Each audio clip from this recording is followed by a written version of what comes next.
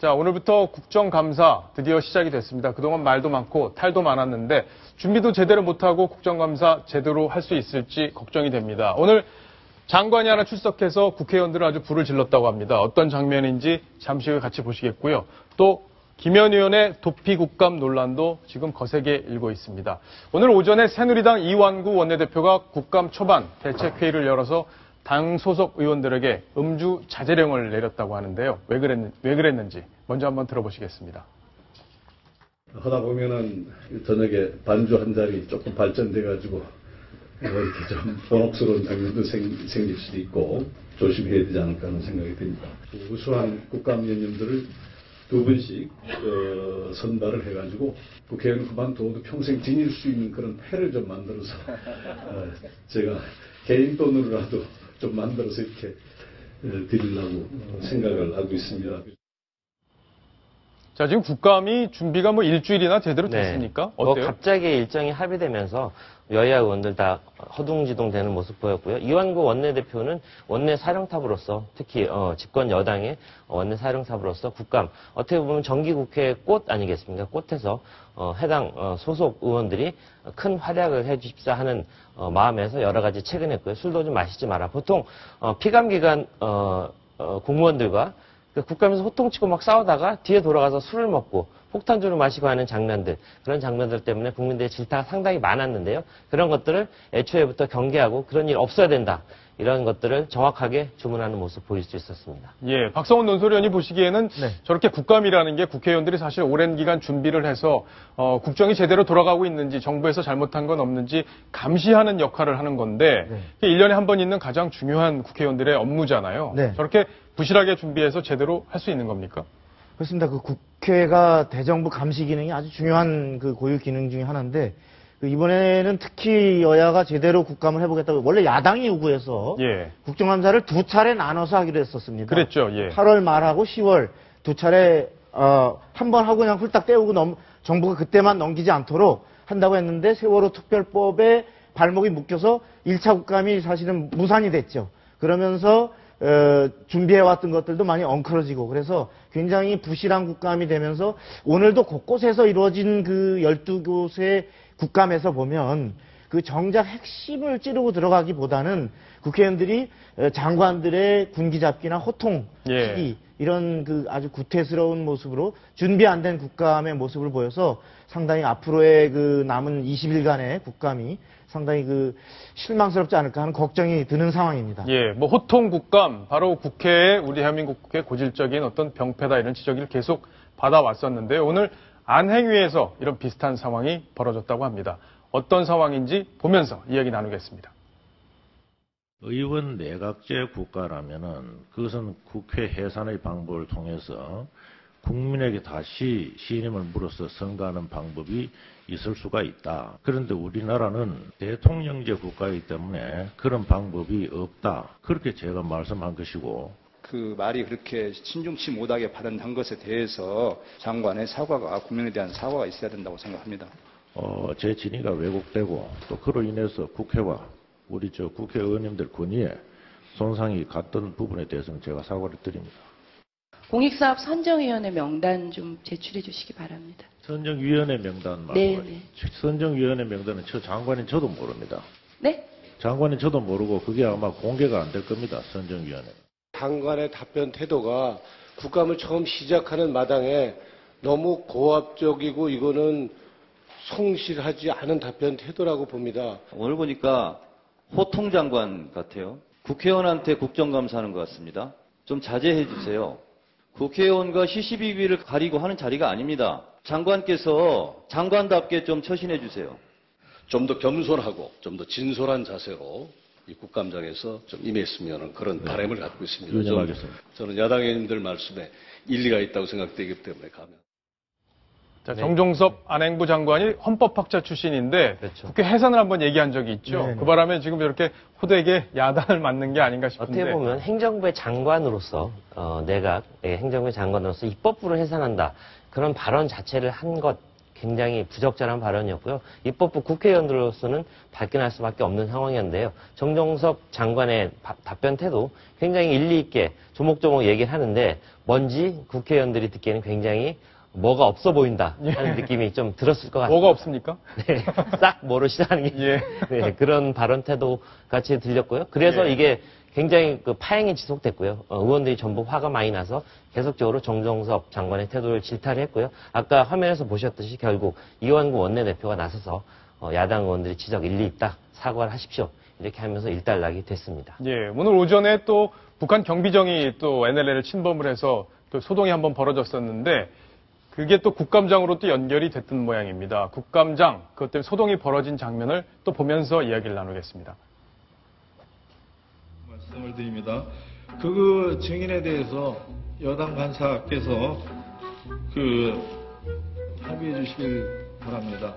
그리고 제가 말씀드린 협의 방식에 대해서도 좀 여당 간사께서 위원회 건의 및 국민의 알 권리를 대통령 자문기관이고 LSE 사무처가 하는 기능과 역할이 보면 국가안전보장회의와 NSC 상임위원회 실무조정회의 등을 실시하는 예, 국방부 장관 지금 굉장히 바쁜 모습을 볼 수 있었는데 아니 북한이 왜 또 갑자기 이렇게 좋은 분위기였는데 또 이렇게 도발을 또 해온 건가요? 한명훈 장관 상당히 당황한 모습 보입니다. 오늘 그러니까 그 3인방 황병서 최룡해 김양건 초특급 사절단이 다녀간 바로 3일 만에 북한이 NLL에서 또 경비정이 남측으로 NLL을 넘어가면서 도발하는 사건. 그래서 잠시였지만 교전이 이뤄지는 그런 일촉즉발의 상황이 있었습니다. 그 시간이 마침 9시 50분부터 10시 상황. 국감이 시작된 게 10시니까요. 바로 그 시간이었습니다. 그렇기 때문에 국방부 장관, 이걸 전부 지휘해야 되는 그런 위치에 있는 국방장관, 또 합참의장 모두 국감 현장에 있느라고 저 대응을 제대로 못하고 우왕좌왕하는 모습. 시청자로는 확인할 수 있었습니다. 일각에서는 그래서 북한이 일부러 저 시간을 겨냥해서 그래요? 도발을 했다는 분석도 나오고 있고요. 3인방, 핵심 3인방이 다녀가는 그 모습이 약간 북한 우리에게 좀 저자세로 보이는 듯한 그런 것을 다시 좀 이렇게 분위기를 반전시키기 위해서 우리가 일종의 약간 좀 도발을 한 것이다 이런 분석도 나오고 있고 저도 그 시간대에 통일부의 이제 관계자로부터 배경 설명을 듣고 있었는데 갑자기 또 저 소식이 전해지는 바람에 통일부에서도 정말 난리가 났었습니다. 그랬겠네요. 굉장히 당혹스러워하더라고요. 그렇죠. 2009년 이후에 5년 만에 함정 간에 잠시지만 교전, 총탄이 오고 가는 직접 조준 사격은 한 건 아니지만 공포탄, 경고 사격을 하면서 서로 교전이 오가는 아찔한 상황이었습니다. 어쨌든 북한은 계속 우리를 달래고 또 치고 이렇게 양면 작전을 펴는 것 같은데 뭐가 진심인지 정말 모르겠습니다. 자, 최고 관심사 바로 새정치민주연합의 김현 의원인데요. 지금 안행위에서 외통위로 옮기겠다 이렇게 발표를 했는데 오늘 국감은 어디서 치른 건가요? 그러니까 현재까지 소속은 안행위로 되어 있습니다. 아직까지는요? 왜냐하면 보직 변경을 하려면 신청서를 내야 되는데 아직까지는 신청서를 내지 않은 것으로 파악이 되고 있고요. 현재 국내에는 머물고는 있지만 저 빈자리가 바로 김현 의원의 빈 자리입니다. 오늘 그 안행위 그 국감이 진행이 되었기 때문에 원래는 소속이 되어 있기 때문에 원론적으로 따진다면 저 자리에 나와야 되는데 모습을 보이지 않았습니다. 근데 국회의원의 상임이라는 게 사실 되게 중요한 거고 그동안의 국감을 위해서 오랜 기간 준비를 하는 데가 바로 상임위의 어떤 국감 준비 상황인데 지금 이제 보도되는 내용을 봐서는 뭐 10일쯤부터 외통위로 배치가 될 거다 이렇게 얘기가 지금 나오고 있어요. 박성원 논설위원. 네. 10일 날 가서 10일 날 바로 지금 일본으로 국감을 떠난다 이렇게 얘기가 돼 있는데 제대로 좀 준비가 될 수 있는 상황인가요? 애초부터 김현 의원은 안행위원직을 사퇴했다는 생각이 별로 없었기 때문에 그 국감 직전에 이제 막판에 밀려서 당 차원에서 정리를 한 건데 당연히 그 외통위원으로서의 국감 준비는 전혀 안 돼 있다고 봐야죠. 이런 상황에서는 국감에 가서 아마도 그 업무를 파악하는 데에도 아마 국감 기간이 다 끝나도록 제대로 파악이 되기 어려울 거고 현실적으로 보좌진들도 준비가 안 돼 있을 거기 때문에 아마 그 참석은 해외 국감에 참석은 하더라도 사실상 자리만 지키는 형태가 될 가능성이 높지 않을까. 어쨌든 뭐 또 그렇게 해외 국감을 가면 비행기 싹도 많이 들 테고 뭐 한 수천만 원의 비용이 들지 않을까요? 네, 일정을 한번 보시면 왜 저렇게 새정치민주연합이 결정했는지 알 수 있습니다. 7일부터 27일까지 20일간 국감이 벌어지는데요. 외통위 일정은 7일, 8일 이틀간 국내 일정이 있고요. 마지막에 26, 27일 이틀간의 일정이 있습니다. 그러니까 중간에 있는 18일, 16일간은 모두 해외에 나가 있는 일정이기 때문에 새정치민주연합으로서는 김의원 의원을 외국으로 보내서 아예 눈에 띄지 않게 본인도 부담을 덜고 그렇게 하려는 약간 어떻게 보면 좀 얄팍한 그런 수를 쓴 거 아닌가 하는 생각이 듭니다. 자, 지금 문희상 비대위원장 뭐라고 얘기를 했는지, 이 문제에 대해서 뭐라고 얘기했는지 한번 정리를 해보겠습니다. 자, 그간 제가 준비한 외통부 국감 자료를 김의원 의원에게 모두 넘겨줄 것이다. 해외에 나가는 일정은 지금부터 준비해도 무리가 없다. 아니, 이 얘기만 들어서는 당장 박성원 논설위원께서 내일 출장을 가셔도 국감 다 할 수 있다. 이런 논리잖아요, 지금. 아니, 사실 국회의원 중에 보면 이런 말씀 어떨지 모르겠지만 오랫동안 상임위를 맡아도 사실 보좌진들이 써주는 거를 그대로 읽다시피 하는 의원들도 없지는 않습니다. 그렇게 보면 가서 문희상 의원실에서 준비했던 문희상 대표 비대위원장 쪽의 질의자를 갖고 질의는 할 수 있겠죠. 그러나 거기에 깊은 이해가 돼 있지 않기 때문에 예를 들어서 답변을 제대로 부실하게 하거나 하더라도 제대로 추궁할 수 있을지 그 밀도는 굉장히 떨어지지 않을까 그런 생각이 또 한 가지는요. 그 기자들이 역시 의원들의 어떤 의정 활동, 그다음에 국감 활동들을 굉장히 꼼꼼하게 모니터하지 않습니까? 그렇지만 해외 국감의 경우는 특파원이 있는 지역의 경우는 좀 이렇게 모니터를 할 수 있겠지만 그렇지 않은 부분은 김의원 의원이 나가서 뭐 하는지 사실 알 수 없는 경우도 상당히 많습니다. 그런 부분에서 김의원 의원의 태도 그리고 새정치민주연합의 태도 좀 비판받아도 마땅할 거라고 생각합니다. 김의원 의원한테 피감기관, 감사를 받는 피감기관들 관계자가 어떤 표정으로 김의원 의원의 질타를 들을지 그것도 좀 관심이 가는 내용입니다. 자, 문희상 비대위원장 그런 얘기를 했잖아요. 해당 행위를 하는 자 개작도로 치겠다 이렇게 얘기를 했었는데 박성원 논설위원. 네. 오늘 또 문희상 비대위원장이 그거에 대해서 또 김의원 의원과 관련된 얘기를 또 내놨죠.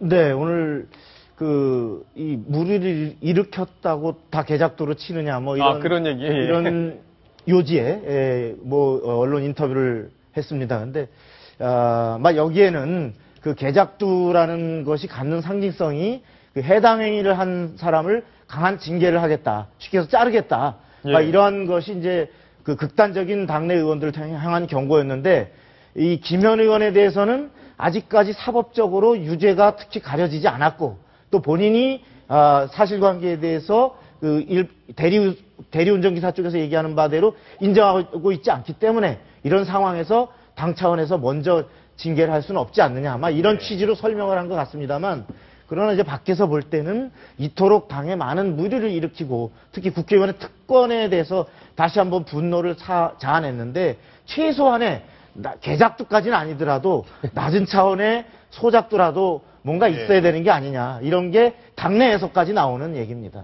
개작도 언제 한번 쓸지도 잘 모르는데 소작도는 준비가 잘 안 돼 있을 것 같기도 합니다. 자, 김의원 의원의 혐의 또 궁금한 부분인데 김의원 의원이 지금 경찰에서는 업무방해죄는 적용을 하겠다, 업무방해 혐의 적용하겠다 이렇게 얘기를 하고 있는데 공동폭행죄에 대해서는 아직 결론을 못 내린 듯합니다. 하태원 차장 좀 설명을 해주시죠. 그렇죠. 그 부분 이제 김의원 의원이 계속 지속적으로 본인의 혐의에 대해서 부인하고 모르쇠 나는 본 적이 없다 이렇게 일관하는 이유가 본인의 혐의 변호사와 많은 협의를 하지 않았겠습니까? 변호사의 협의를 통해서 자기가 어떻게 제일 가장 적은 처벌을 받을 수 있는 그런 쪽으로 역시 그 논리를 맞춰가는 과정이라고 생각합니다. 자, 이거 경찰 고위 관계자가 김의원 의원의 혐의에 대해서 설명한 내용인데 같이 한번 읽어보겠습니다. 어제 오후 검찰 측과 김의원 의원의 혐의 관련한 장시간 논의를 했다. 김의원 의원과 대리기사의 진술이 엇갈리니까 사실을 명확하게 밝힌 뒤에 공동폭행 혐의 적용 문제를 결론 짓기로 했다. 굉장히 지금 신중한 모습을 보이고 있는 걸 이 문장을 보면 느껴지는데 아무래도 국회의원이다 보니까 혐의를 적용하는 데 있어서 더 신중한 모습을 보이는 게 아닌가 싶습니다. 현역 국회의원이고 지금 CCTV에 나오는 그런 증거를 통해서는 어떤 공동정범이라는 부분을 명확하게 입증할 수 있는 그런 움직일 수 없는 증거는 없는 상태이기 때문에 경찰로서도 상당히 부담스러운 측면이 있다고 생각합니다. 자, 이번 소식 여기서 또 정리를 하겠습니다.